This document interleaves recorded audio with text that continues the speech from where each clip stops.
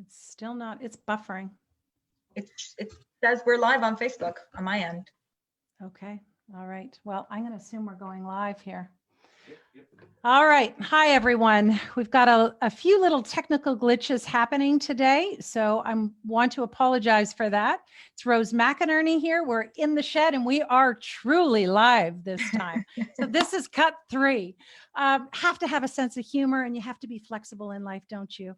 The lessons learned are just those that stay with us forever. So I'm going to cut to a few things because our special guest, Shermin Kruse, today has a lot of family stuff going on. It's a special day today, I think. It's someone's birthday. Is that right, Shermin? It is, yes. So I have 4 children, and one of them is turning 7 today.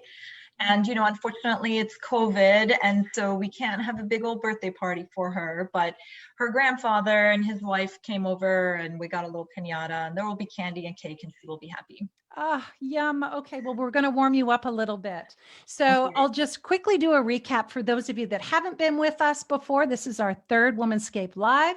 I'm Rose. We're in the she shed. We call it in the shed because it's supposed to be our loungy place to just kind of be with ourselves and I love it. figure it all out. Amazing. So I don't think I did a proper introduction of Shermin. I will in 2 minutes. You're just going to have to stare at her lovely, lovely face there. And I'm going to do a quick little intro to what we do at the very beginning of the show always is to celebrate who it is that we're sipping on stories with. And today we're sipping with Shermin. And Shermin is born in Iran, formerly known as Persia.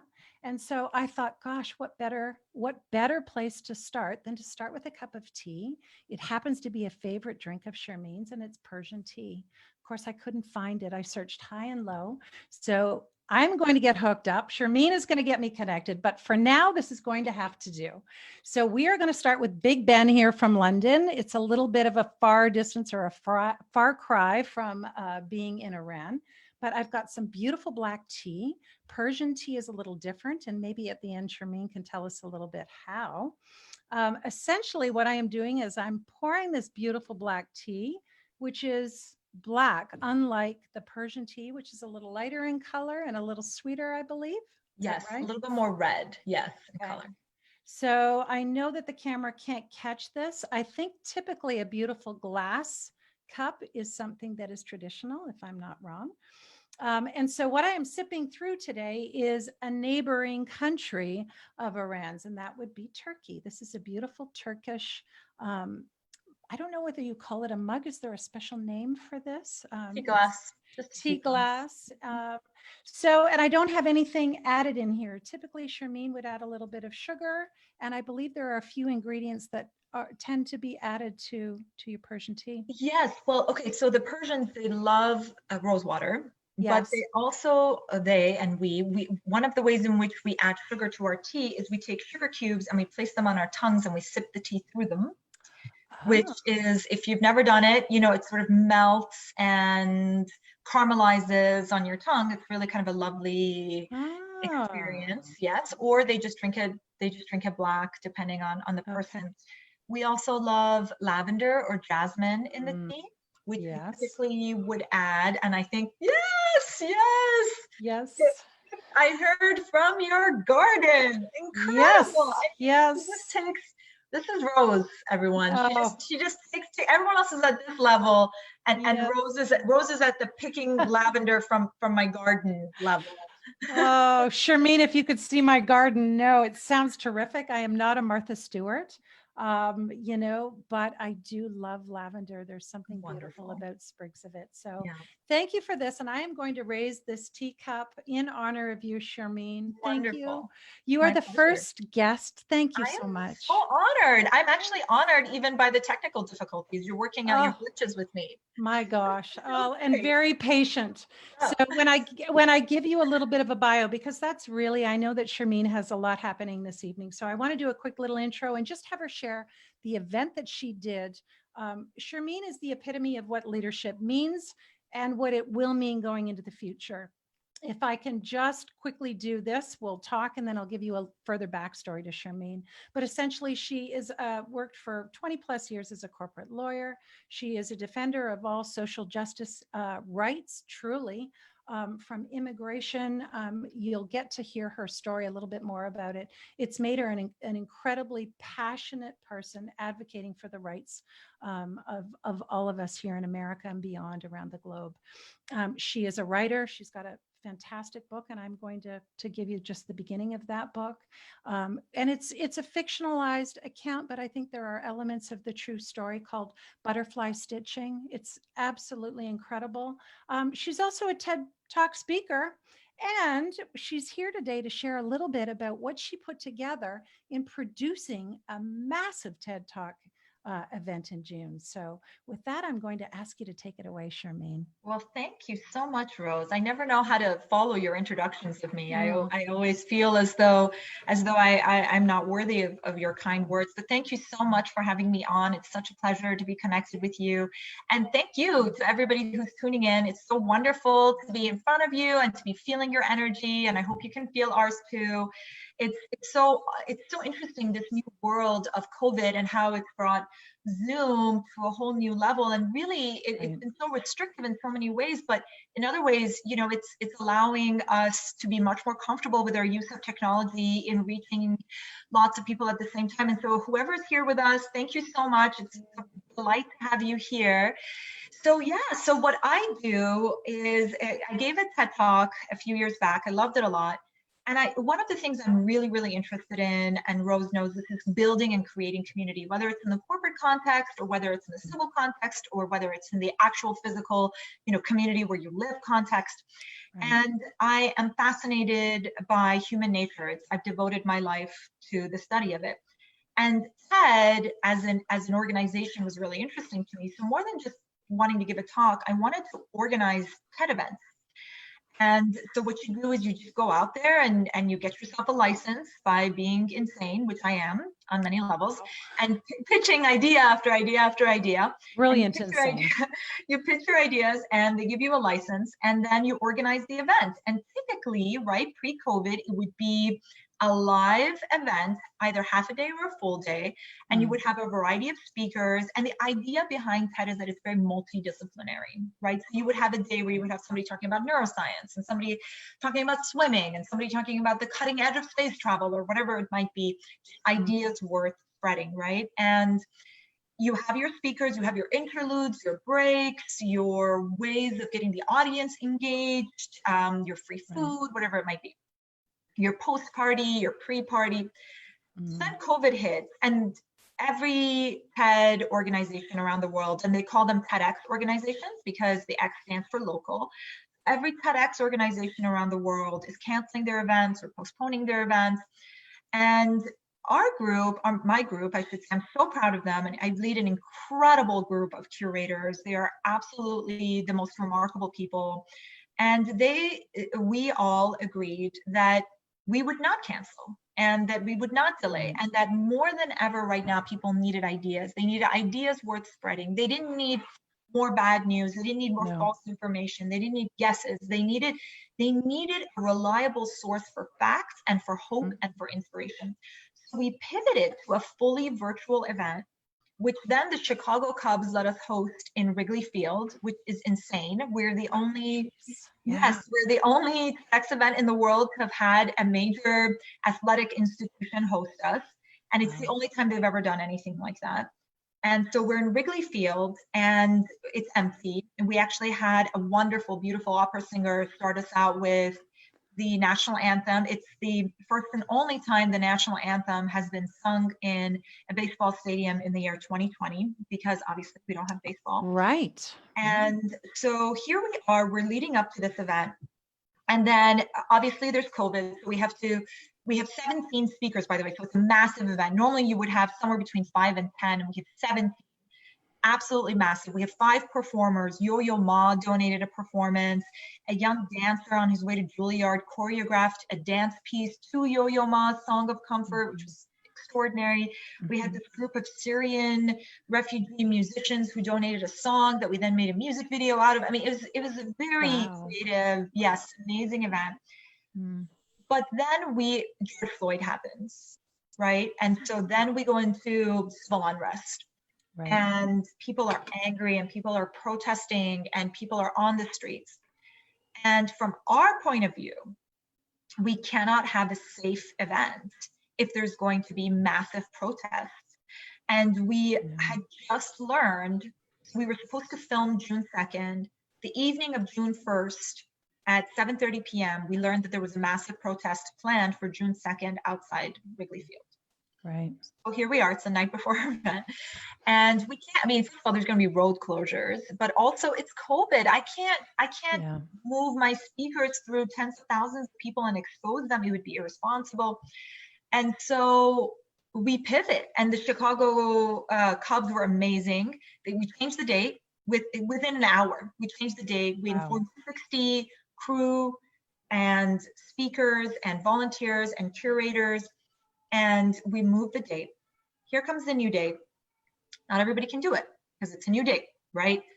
Somebody is, because TED speakers they come from a variety of walks and fields. So maybe somebody has got surgery scheduled, in the sense that they're a surgeon, has surgery scheduled on that day and they can't reschedule it. Or maybe somebody else was an activist who was leading the protests, but is now quarantined because she was leading the protests and there were quarantine orders in effect. Or maybe somebody else, one of our speakers is the state rep for Bronzeville, which is on the south side of Chicago.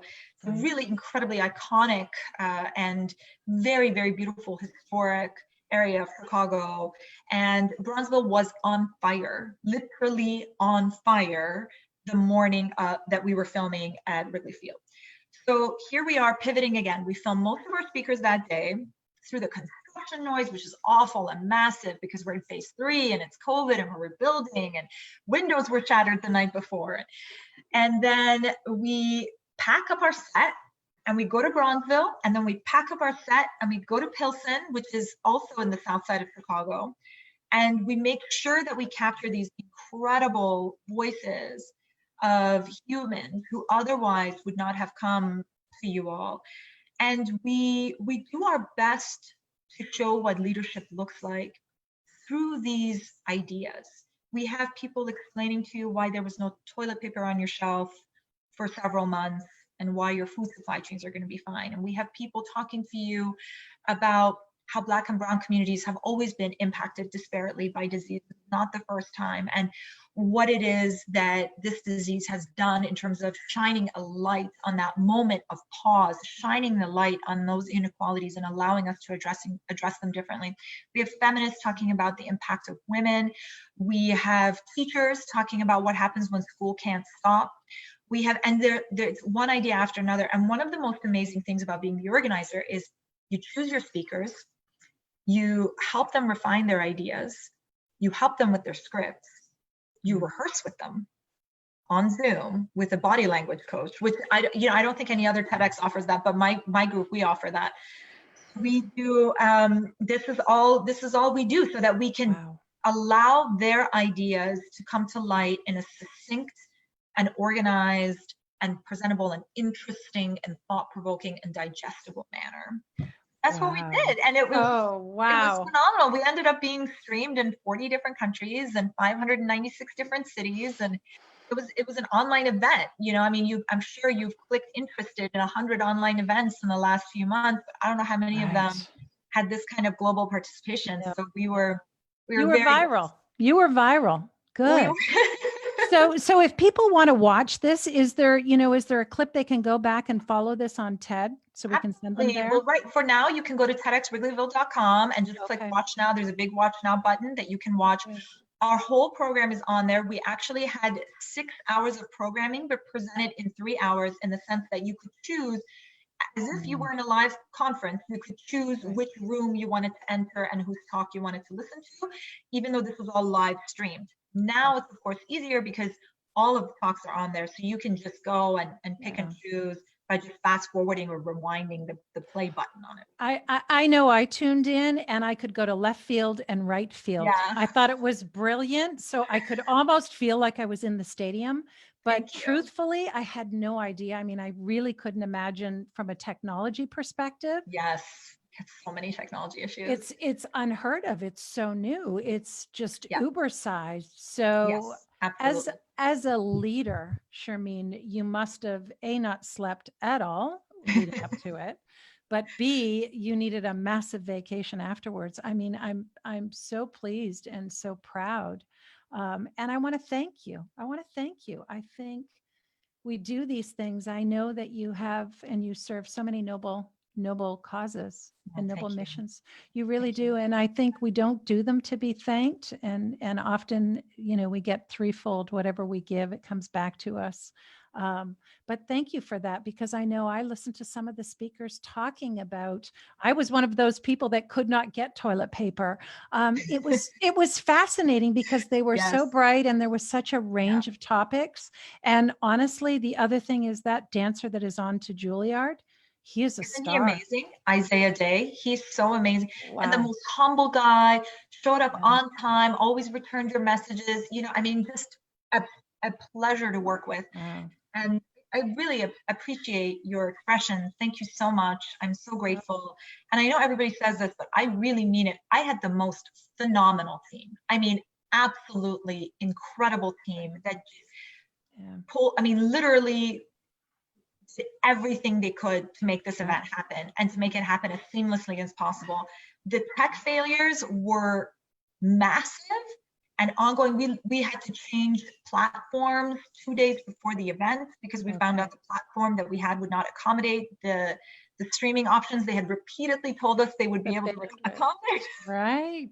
Oh, wow. Reminds you of that old skit where the engineer is talking to the salesperson and the salesperson says to the engineer, if you guys made half the things we sell, we would all be rolling in the money. And the engineers are like, stop selling things we don't make. So we're dealing with salespeople. Well, unbelievable though.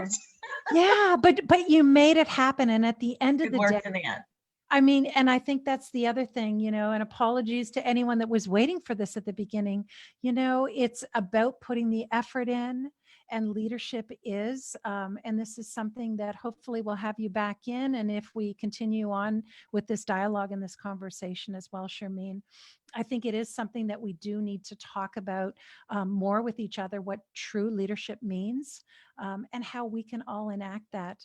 We're all doing it, whether we realize it or not. We're all leading, but it's how, and having the tools and learning from each other, I think. So I agree with that. And it's such an interesting note about leadership because we are all, if you want to look at it from a corporate context, we're all the CEOs of our own life, right? We all lead our own life, even though often it doesn't feel that way. And maybe often it isn't that way because life throws things at us that we did not choose. But we can always choose how we respond to it. And that's really where the leadership lies. It's here we are, we're in the middle of a global pandemic. We are dealing with a massive movement in the United States of America, which regardless of which side of the aisle you stand, you have to admit that it is a force to be reckoned with, and that there are issues that we need to be addressing and talking to each other right now. Yes. And yet here we are. How can we turn this into opportunities? How can we turn disasters into ways to grow while still acknowledging that it's a disaster? I think it's really important to acknowledge that, because we can say this is horrible. Global people are dying. This is not a good thing, right? It's a bad thing. In the midst of this, what meaning can we find? How can we make shifts that in the long run will improve us as a collective spirit, right? As a collective humanity? How can we do that? Is it possible? And if it is, who do we listen to? And who do we allow to be our guides in that quest? And one of the things I'm sure your audience would agree with is we need to be listening to Rose. Right? I mean, if you guys are agreeing with me, let us know, because I think she is absolutely incredible, and Womanscape is doing such amazing and innovative things. There's really nothing else like it in the market out there, and it is truly, truly an exceptional thing to be able to walk alongside you in life, Rose, and just sort of see what you do next. And we all have those people in our lives where we're just waiting for them to pull another rabbit out of the hat and sort of see what they do next. You're my gal. You're my gal. I'm going to say that. And I do know I'm very conscious, of your time, but I do want to say that I think you've shown this. If nothing else, people are looking at alternative news sources. Yeah. We are talking to each other and we are tuning in. So everyone, we've got a platform out there. We can use it, whether it's through social media, whether it's organizing networks or groups within our circles. Take a book club, anything that you are actively doing. There are ways to have these conversations and we need to have them. Absolutely. Yeah. And I think COVID, and we would all agree with this one, it's given us time to reflect and to have, truly the civil, I'm going to call it a civil meltdown. We've had Yeah. massive protests that will continue. I know on Womanscape, I've got some beautiful features coming up in our next magazine. What is a young leader who's a special ed teacher? I listened to her at one of the walks, the marches. This woman is stepping right up. She's a Maya Angelou in Wow. the making. So Good for her. we're all capable. And I think Yeah. this beautiful chaos and really the explosion now is an opportunity to clean the field and to say, okay, let's get back to where we should be, where we didn't get to. Absolutely. Every day is a new Absolutely. day. Well, So thank you. Thank you thank again. I'm you. going to go to Amar's little birthday Please. party. Thank you. Thank you Thank so you much. It was such a pleasure. Thank you to your audience. Thank you guys for having me Wonderful. on. And I hope that we were successful and that we were live and that a couple of you got to see I this. hope so. God, I hope so. And All right, stay my friend. tuned. I'll see you Okay. later. Thank Take you, care. Shermin. Take care. All right, so I think I've got the mic myself here. I am just heading back. Okay. Well, you can see this is like all true leaders, they're incredibly humble. They are very self-deprecating and they give the credit to their team, that it is never about them. And you're going to see, again, more from Shermin. We'll have an article, a follow-up article. She is in our current freedom issue, and you can find her on womanscape.com.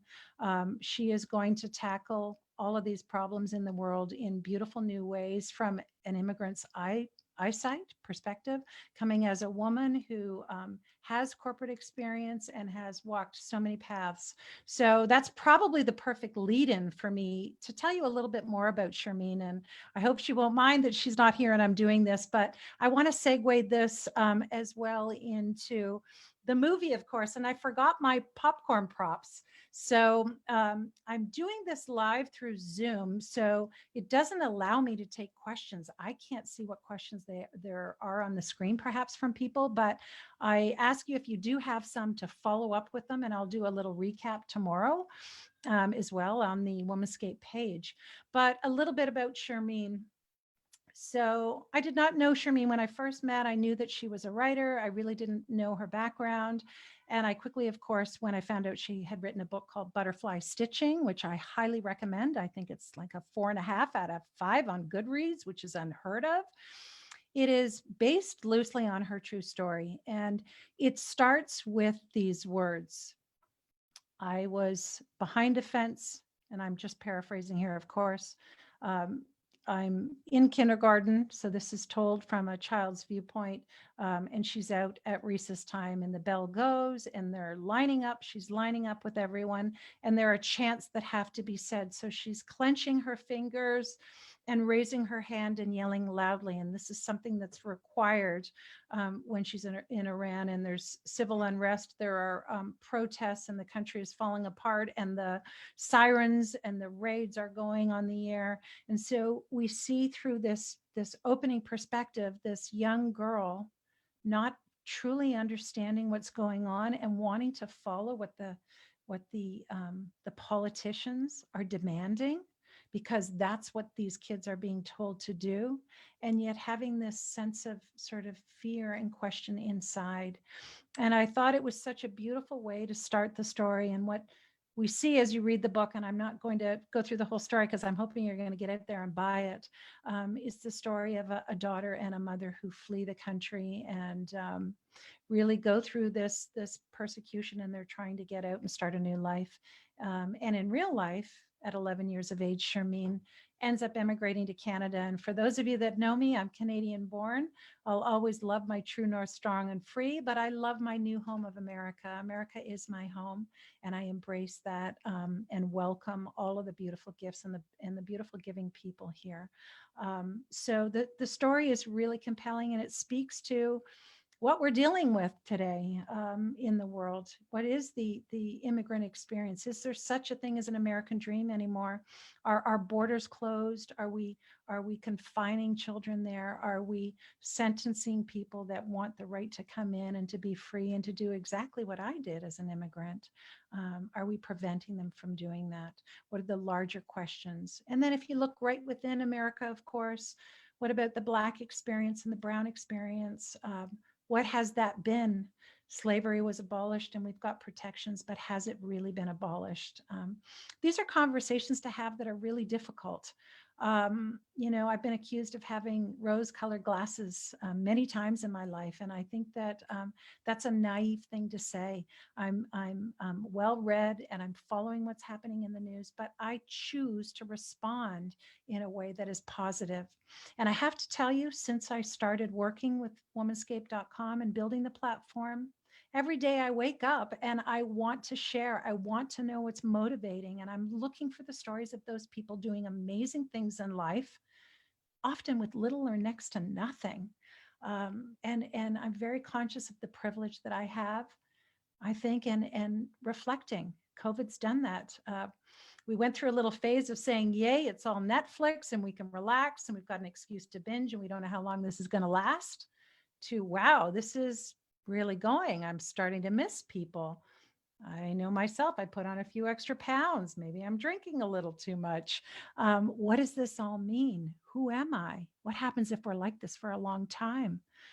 When you look to what Shermin did in organizing an event in the midst of all this crisis, and you heard her say she's got 4 children, she's a Wonder Woman. She's a Wonder Woman. And I think we all are wonder people. We all are inspiring. So this is probably a good segue. I know you don't need to hear me talk ad nauseum about that, but I have my Wonder Woman band on. Don't read it because it's from a nice jewelry store. But the idea is that we are powerful. And I know that when I ask our guests, and you will see as I will have many people coming into the shed, when I asked Shermin if she would come in and she said, yes, she'd love to. I was A, grateful, but B, I said, well, what do you like to sip on? So we talked about what that was, hence the Persian tea.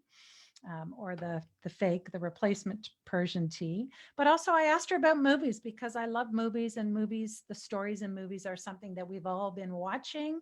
And they are also a way for us to emotionally get involved in somebody else's story and then often come back and we take it inside. So you may think this is a stretch, but I don't think so. So Shermin told me that she loves Charlize Theron. And I believe I'm saying that right. Charlize has always been someone that I have admired. And I think Charlize's story is a beautiful metaphor in many ways to what Shermin has done. So for those of you that are Netflix fans, if you go to Netflix and you search for her new movie, it's called The Old Guard. It is, I believe, one of the top 5 movies on Netflix right now to be watching. If you know of Charlize, I won't take too long and tell you all about her background, her South African birth, and all of the apartheid and the backdrop that fits incredibly with where we're at now in America. But the movie itself is, I think it's the 3rd action film that she's done. I know she did Atomic Blonde. Sorry, Atomic Bomb. It wasn't a bomb at all. It was beautiful. Atomic Blonde. And then before that, you might have known her in Mad Max. That was really the breakout action movie.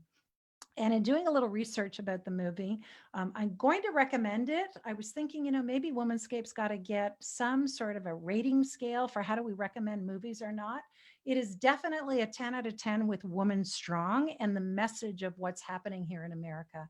And I'll leave you with a couple of sentences about why I think that's true. But here's where Shermin's story crosses over into Charlize's.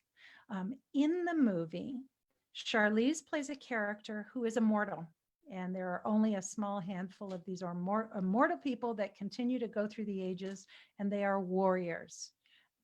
What I love about the story is they are warriors for good. So they get in and they try to prevent evil from taking over, or some of the regimes that could be the downfall of humanity. So we don't get too much about the backdrop, but we meet a Charlize at a point in the movie where she's starting to feel that humanity might not be worth it. Maybe she's wasted all her time. It's not like she can go anywhere, but that's sort of the feeling. And then a new character comes into the scene.